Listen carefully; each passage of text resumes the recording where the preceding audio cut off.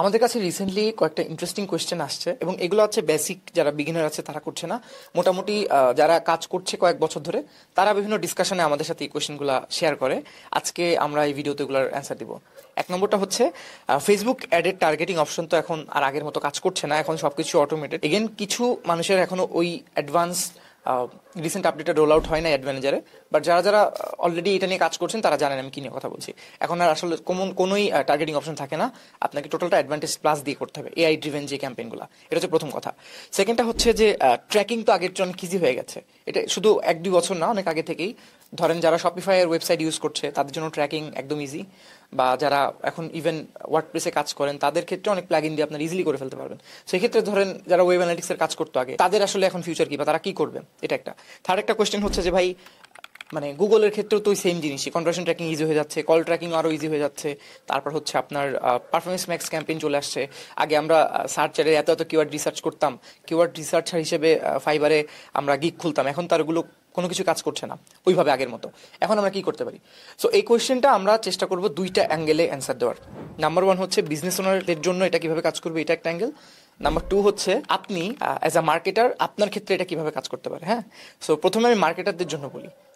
Recent যে AI role আউটটা হলো, এই ক্ষেত্রে আপনারা দেখবেন যে আপনার সেভড অডিয়েন্স ইউজ করার, ফেসবুকের ক্ষেত্রে বলছি, আপনি কিন্তু এখনই অপশন পাবেন।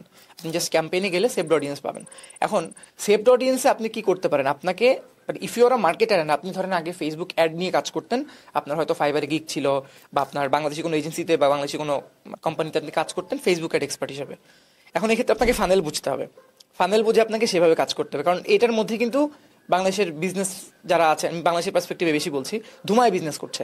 ঈদের আগে কত কত কোম্পানির সাথে আমরা কাজ করছি যারা অনেক অনেক অনেক সেল পাইছে, নাম্বারস আর লাইক হিউজ। আমরা অত টাকা এখন আর্ন করছি না, কিভাবে পসিবল? রিসেন্টলি আমার একজনের সাথে কথা হচ্ছিল, উনি ব্লেন্ডার মেশিন বিক্রি করে, ব্লেন্ডার মেশিন। সো উনি লাইক কত $200-300 খরচ করে 50,000 থেকে 60,000 টাকা জাস্ট প্রফিটই, মানে এনপি, নিট প্রফিট জেনারেট করেছে। এগেন এগুলো সাস্টেনেবল বিজনেস না, বাট তারাও কিন্তু ওই সেম অ্যাডস ম্যানেজারটি ইউজ করেছে। কিভাবে করেছে? এখানে তাহলে আমরা প্রথম থেকে আসি যে আমরা যখন একটা এআই ড্রিভেন বা একটা নর্মাল বুস্ট যখন একটা আমরা চালাই, তখন ওই ক্ষেত্রে আমাদের ওয়ার্ম অডিয়েন্স যারা থাকে, যে যারা অ্যাকচুয়ালি আমাদের কাস্টমার হবে বলে ফেসবুক মনে করে, এমন ওয়ার্ম অডিয়েন্সের কাছে আগে পাঠায় কিছু অলরেডি ডেটা ট্রেন করে দেখায় যে ওকে এরা এরা আমাদের কাস্টমার, এদের কাছে অলরেডি আমাদের একটা সার্ভ হয়েছে। তারপরে যে কিন্তু আস্তে আস্তে ওটা অপটিমাইজ করতে থাকে, কিছুক্ষণ পরে আপনার স্যাচুরেশন চলে আসে, তারপর আমরা নতুন কোনো একটা ক্রিয়েটিভ অ্যাড করি, ক্রিয়েটিভ ফেটি হয়ে যায়, তারপর আবার একটা ক্রিয়েটিভ অ্যাড করি, নতুন একটা আমরা অ্যাড সেট কপি করে টার্গেটিং করি। গুগলের ক্ষেত্রেও সেম, আমাদের অনেক টাইম দেওয়া লাগে ওটাকে লার্ন করতে, তারপরে স্টেবল একটা রেজাল্ট আমরা পাই। সো এই যে দুইটা ক্ষেত্রেই আমরা কিন্তু দেখতে পাচ্ছি যে আমরা যখন কোনো কিছু না বুঝেও চালাবো, কিছু না কিছু আমরা অর্ডার পাবো, রাইট? কিন্তু আমাদের যারা শুধুমাত্র ক্যাম্পেইন লঞ্চ করতে পারি, এখানে আমি মার্কেটারদের জন্য বলছি, তাদের ক্ষেত্রে কিন্তু এটা একটা বড় প্রবলেম। কারণ এখন মানে business owners no longer need your support, কারণ যে কাজটা আপনি করতেন এটার পর এটা, এটার পর এটা, এটার পর এটা, ওরা নিজে করতে পারবে।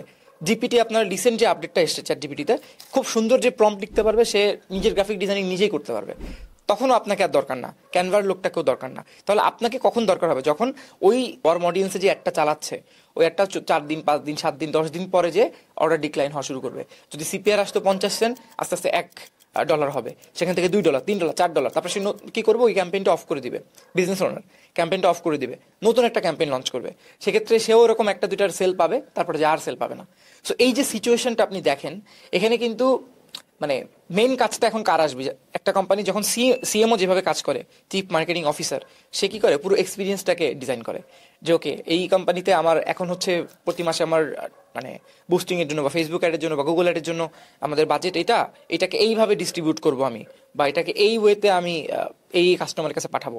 আগে যেটা ছিল যে একদম এআই ড্রিভেন ক্যাম্পেইনের আগে যে আমরা সবার আগে যেটা করতাম, টপ অফ দ্য ফানেল আমরা অ্যাওয়ারনেস অ্যাড চালাইতাম, তারপর আমরা ভিডিও ভিউ অ্যাড চালাতাম, তারপর যে আমরা লাস্টে যে হয়তো কনভার্সন অ্যাড চালাতাম ই কমার্সের ক্ষেত্রে।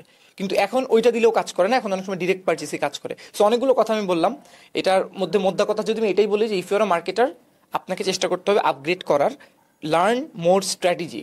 এটার জন্য আপনি কি করতে পারেন? আমরা যেটা করি পার্সোনালি সেটা বলি। এক হচ্ছে আমরা অনেকগুলো চেষ্টা করি নতুন বই পড়ার, আমরা চেষ্টা করি স্ট্র্যাটেজি ইমপ্লিমেন্ট করার, আমরা চেষ্টা করি স্পেসিফিকভাবে পার্সোনালাইজড ওয়েতে ওই বিজনেসের জন্য কিভাবে করে আমরা কম্পেলিং মার্কেটিং স্ট্র্যাটেজি তৈরি করতে পারি, এটা নিয়ে কাজ করি। এটার জন্য আমাদের সাথে যারা কাজ করেন তারা জানেন আমাদের একটা কনসালটেন্সি ফি দিয়ে আমরা শুরু করি। আমরা শুধুমাত্র সার্ভিসের জন্য চার্জ করি না, সেখানে আমাদের 4-5 জন থাকে আমাদের গ্রুপে, যারা আমরা কাজ করেছি ই কমার্সে গত 4 বছর 5 বছর ধরে। তো সবাই মিলে ধরেন একজন ব্র্যান্ডিংয়ে ভালো, একজন গ্রোথ হ্যাকিংয়ে ভালো, একজন জাস্ট নর্মাল মার্কেটিং স্ট্র্যাটেজিতে ভালো, একজন হচ্ছে টেকনিক্যাল সেট আপে ভালো, যে পিক্সেল কনভার্সন এপিআই এগুলো কীভাবে সেট আপ করতে হয়, এই সব কিছুতে ভালো। সো সবাই মিলে আমরা যখন প্ল্যান করে একটা টেইলার্ড একটা কন্টেন্ট প্ল্যান, একটা ব্র্যান্ডিং প্ল্যান আপনাকে দিচ্ছি, ওই ক্ষেত্রে আপনি লং টার্মে যে আফটার 2-3 মান্থস ওই ওয়ার্ম অডিয়েন্স যখন আপনার কম্পিউটারে শেষ হয়ে যাচ্ছে, আপনি তখন ওখান থেকে স্কেল করে করে আস্তে আস্তে অনেক দিন ধরে কাজ করছেন। এটা আমি ফেসবুক অ্যাড নির্ভর বেশি বললাম, same goes for Google ad.